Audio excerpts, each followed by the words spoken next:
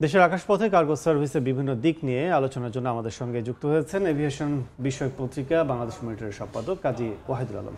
জনাব, আপনাকে স্বাগত জানাচ্ছি। আমরা শুরুতে একটু জানতে চাই, সেটা দীর্ঘদিনের এই যে পুরনো যে টার্মিনাল, সেটা দিয়ে সেবা চলছে। তৃতীয় টার্মিনালের এখনো উদ্বোধনের কোনো নকশা আমরা পাচ্ছি না। সেক্ষেত্রে এই ব্যবস্থাপনার আশু সমাধান কি মনে করেন, কি হওয়া দরকার? না, ধন্যবাদ। আসলে এই ঢাকা আন্তর্জাতিক বিমানবন্দর যেটা আমরা এখন ব্যবহার করি, এটা কিন্তু পরিকল্পনা করা হয়েছিল 1964-65 সালে তৎকালীন পূর্ব পাকিস্তানের একটা প্রাদেশিক রাজধানীর হিসাবে, বিমানবন্দর হিসাবে।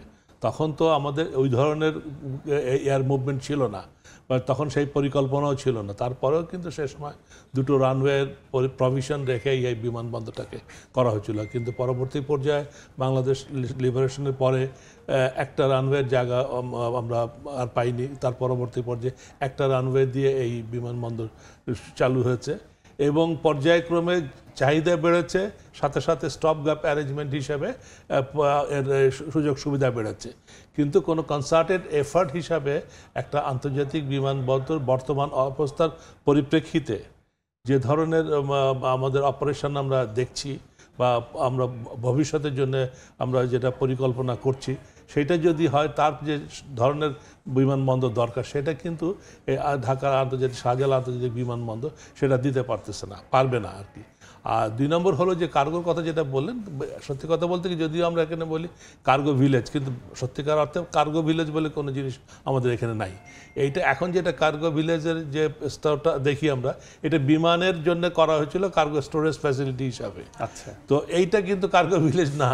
একটা কার্গো ভিলেজের কিন্তু অনেক ফিচার্স থাকে, সেই ফিচার্সের কিছুই এখানে নাই। কিন্তু হ্যাঁ, অটোমেটিক ট্র্যাকিং সিস্টেম, কুলটেন চেনার, ওখানে যেসব আমাদের পেরিশেবল প্রোডাক্ট এক্সপোর্ট হয়, আমাদের এখান থেকে ফার্মাসিউটিক্যাল যায়, পেরিশেবল যায়, সেইগুলো কুল সিস্টেম দরকার আছে, সেটার কোনো ব্যবস্থা নাই, বা থাকলেও খুব অত্যন্ত স্বল্প পরিসর। তো এখানে এক্সপোর্ট কার্গো, ইম্পোর্ট কার্গো রাখার সেরকম সমন্বিত কোনো ব্যবস্থাপনা নাই, পর্যাপ্ত স্টোরেজ নাই। সো কাজেই এইটাকে কার্গো ভিলেজ বলা যাবে না, এটা আসলে না। এটা ক্যারেক্টারিস্টিক যেটা আছে সেটা এটা টোটালি ডিফারেন্ট আর কি। বাংলাদেশ বিমান যেটা বলছে যে অনেক ব্যবসায়ী এখানে তাদের ওয়্যার হাউস যেটি আছে প্রতিষ্ঠানে, সেখানে তারা গোডাউন সেটা ইউজ না করার জন্য কিংবা ভরে যাওয়ার কারণে এখানে স্টোরেজ হিসেবে ইউজ করে। আবার তারা যে টিন শেড দিয়েছে, সেখানেও তো সব মালামাল কিংবা যেগুলো আমদানি হয় সেটাও তো পরিপূর্ণভাবে রাখা যায় না। এক্স্যাক্টলি, এটা কি মানে সমাধান? না, এইটা তো এক্সপোর্টার যারা আছে তারা তো ই করবে। তারা যদি ওখানে স্টোরেজ ফ্যাসিলিটি ইউজ করে, তার জন্য পয়সা দিবে। তারা তো ফ্রিতে রাখবে না সেখানে। আর তাদেরকে সেইভাবে নিয়ম করে দিলে হলো, ঠিক আছে, এক্সপোর্ট কার্গো যে 2 দিন আগে বা 3 দিন আগে বা 1 দিন আগে তুমি ওখানে আনতে পারবে, সেটা একটা নিয়মের মধ্যে আনতে হবে। সেটা যদি নিয়ম না থাকে, নিয়ম নীতি না থাকে, যে যেরকম পারছে করছে, ফ্রি স্টাইল হয়, স্বাভাবিকভাবে তো সুযোগ নিতে চাইবে আর কি। যদি একটা নিয়ম থাকে যে না, আমি এই এত ঘন্টা আগে বা এই করার আগে, তারপরেও দেখা যায় অনেক সময় হয়তো কার্গো নিয়ে আসার পরে হয়তো স্পেস পেলো না, জাহাজে স্পেস পেলো না, সেটা থেকে যায়, অফলোড হয় তো বা অন্য কোনো, তারপরে ওখানে লোডিং আনলোডিংয়ের জন্য সমস্যা অনেক সময় থাকে। এইগুলো কার্গো বিল্ড আপ এরিয়া ওখানে নাই, এমন বেশি নাই, যার জন্য বিল্ড আপ এরিয়াতে যেও কার্গো অনেক সময় হয়ে যায়, দেরি হয়ে যায়, যার জন্য তারা উঠাতে পারে না। সেই ক্ষেত্রেও কিছু কিন্তু থাকে যায় আর কি, মানে লেফট ওভার থাকে। সো কাজে এইগুলোকে একটা সমন্বিত কর্ম পরিকল্পনার মধ্যে আনলে কিন্তু এই সমস্যাগুলোকে ডেফিনেটলি অ্যাড্রেস করা সম্ভব। আর একটা বিষয় যেটা বলছে যে ওয়াহিদ ভাই, সেটা হচ্ছে যে বাংলাদেশ বিমান যে অভিযোগটা আছে এবং সাথে যারা সিএনএফ এজেন্ট, তারাও বলছে যে 3 দিনের মধ্যে যদি প্রতিটা তাদের প্রোডাক্ট বের করে নিয়ে যাওয়ার একটা সুযোগ থাকে, 3 দিন পরে জরিমানা। কিন্তু এইটা অনেক সময় বাংলাদেশ বিমানের সিরিয়ালের একটা বিষয় থাকে, পণ্য খালাসের ক্ষেত্রে আবার কাস্টমসের বিষয় থাকে। অবশ্যই। তো এই বিষয়গুলো আসলে জটিলতা কতটা নিরসন করা যায়? সংশ্লিষ্ট ডিপার্টমেন্ট, অনেকগুলো স্টেক হোল্ডার এখানে জড়িত। আসলে যারা মাল ইম্পোর্ট করে বা এক্সপোর্ট করে, তারা তো স্বাভাবিকভাবেই চাইবে যত তাড়াতাড়ি দ্রুততার সাথে তাদের মালগুলো খালাস করে নেওয়া বা এক্সপোর্ট করে দেওয়া আর কি। তারা কেউই কিন্তু মালটাকে ডাম্প করে রাখার জন্য এখানে আনে না। তো আমার যদি সেই ব্যবস্থাপনা ঠিক থাকে, আমি যদি বিমানের কাছ থেকে ছাড়পত্র পেয়ে যাই, কাস্টমসের ছাড়পত্র পেয়ে যাই, আমি কেন আমার মালকে আমি ওখানে ধরে রাখতে চেষ্টা করব?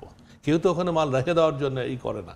সো কাজে এইটাকে স্মুথ করতে হবে, এটাকে স্ট্রেনথেন করতে হবে, এটাকে কাস্টমস যেটা আছে প্রসিডিওর আছে সেটাকে আরও সিম্পলিফাই করতে হবে। সব ইমার্জেন্সি প্রোডাক্ট।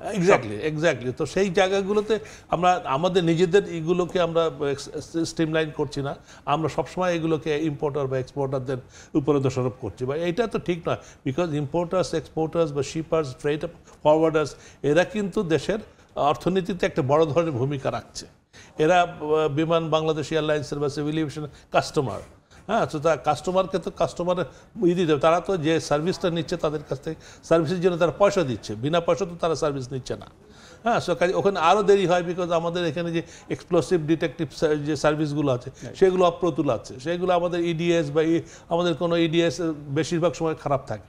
হ্যাঁ, ওই স্যাম্পলিং করে হয়তো 100টার মধ্যে একটা করা হয়, স্ক্যানিং করা হয়, এটা তো ঠিক না আর কি।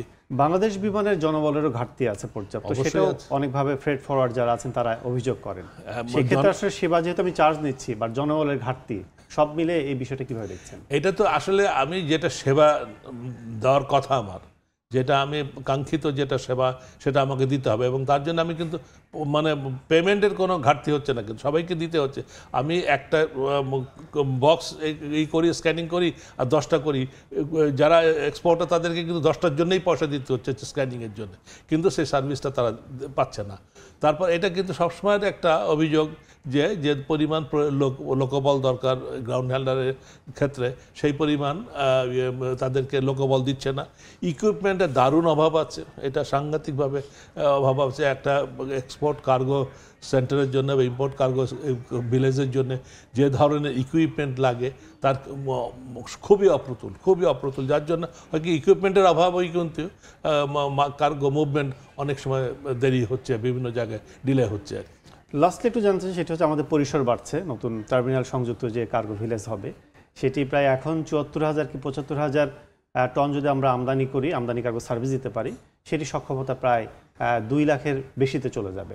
তো এই যে সীমাবদ্ধতা সংকট পেরিয়ে আমাদের পরিসর বাড়ছে, এটি কিভাবে আসলে সার্ভিস দিতে পারে সংশ্লিষ্ট কর্তৃপক্ষ? না, পরিসর বাড়ছে, এটা অত্যন্ত আনন্দদায়ক খবর একটা। আমরা আশা করি যে এই পরিসর বাড়লে আমাদের কিছুটা হয়তো উপকার হবে। বাট পরিসর যেমন বাড়ছে, সাথে সাথে কিন্তু আমাদের এক্সপোর্টও বাড়ছে, কিন্তু ইম্পোর্টও বাড়ছে। কাজেই কতদিন এই যে আমাদের বর্ধিত পরিসর আমাদের করতে পারবে, চাহিদা পূরণ করতে পারবে, সেটা একটা বড় প্রশ্ন। আর শুধু পরিসর বাড়লে তো হবে না, লোকবল বাড়াতে হবে, ইকুইপমেন্ট বাড়াতে হবে, সিস্টেমটাকে স্ট্রেনথেন করতে হবে, স্মুথ করতে হবে, এবং স্টেট অফ দ্য আর্ট যেটা আমাদের বলি ফ্যাসিলিটিস অন্যান্য পৃথিবীর অন্যান্য দেশের আমরা কার্গো ভিলেজগুলোতে যে দেখেছি আমরা, সেই জিনিসগুলো যদি অ্যাডাপ্ট না করি, শুধুমাত্র আমি পরিসর বাড়ালাম কিন্তু আমার সেখানে কোনো রকম সুযোগ সুবিধা বাড়ালাম না বা সার্ভিস স্ট্যান্ডার্ড বাড়ালাম না, তাহলে তো এটার কোনো আমি ভালো ফল পাবো বলে মনে হয় না। আবার অত্যাধুনিক যে সার্ভিস সিস্টেম হচ্ছে সেখানে তো লোকবলের ট্রেনিংয়ের একটা বিষয় আছে। অবশ্যই লোকবল ট্রেনিং তো ইজ এ মাস্ট। হ্যাঁ, প্রতি মুহূর্তেই কিন্তু এখন বিশেষ করে সারা বিশ্বে যা নিরাপত্তার একটা যে শঙ্কা রয়েছে, সেই নিরাপত্তা বিধান করা, বিশেষ করে কার্গোর মাধ্যমে কিন্তু নিরাপত্তা অনেক সময় বিঘ্নিত হয়ে থাকে। সো কার্গো আমরা জানি যে এক সময় আমাদেরকে ইংল্যান্ডে আমাদের কার্গো এক্সপোর্ট বন্ধ করে দিয়েছিল, অস্ট্রেলিয়াতে বন্ধ করে দিয়েছিল, তারপরে অনেক করে কিন্তু আমরা সেটা আবার রেস্টোর করা হয়েছে। কিন্তু আমরা চাই না যে আবার সেই কারণে আমাদের কার্গোর রপ্তানি বন্ধ হয়ে যায়। সো কাজে আমাদেরকে এই ব্যাপারে অত্যন্ত সচেতন থাকতে হবে। অনেক অনেক ধন্যবাদ আলোচনায় যুক্ত হওয়ার জন্য। দর্শক, আলোচনা করছিলাম কার্গো সার্ভিস নিয়ে। আমাদের সাথে আলোচনায় যুক্ত হয়েছিলেন বাংলাদেশ মনিটরের সম্পাদক কাজী ওয়াহিদুল আলম।